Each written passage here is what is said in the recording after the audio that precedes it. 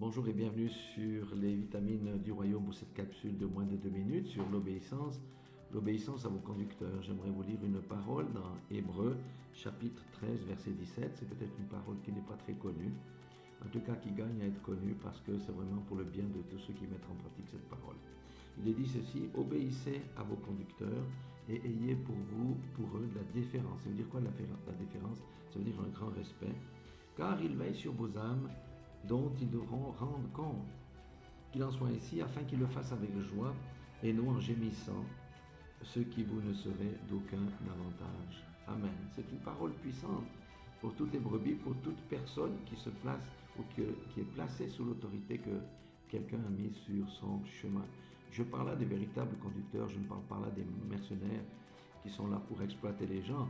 Mais ce qui est de cocasse, c'est que les gens suivent plutôt les mercenaires parce que les mercenaires ne leur disent pas la vérité. Pourquoi votre conducteur n'est pas votre ami? Parce qu'il doit rendre des comptes. Et un ami, il est difficile de dire la vérité à un autre ami. Le pasteur doit rendre des comptes de votre âme. C'est pour ça qu'il doit vous encourager, il doit vous coacher, mais il doit aussi vous reprendre et il doit aussi vous redresser.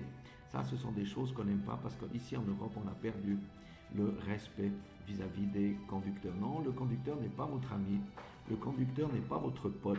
Le conducteur n'est pas quelqu'un que l'on peut traiter n'importe comment. Et d'ailleurs, il dit que si vous faites gémir vos conducteurs, cela vous ne sera profitable d'aucune manière.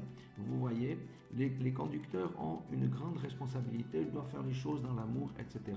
Mais il faut-il encore que les brebis l'acceptent parce que nous vivons dans un monde de rébellion contre l'autorité.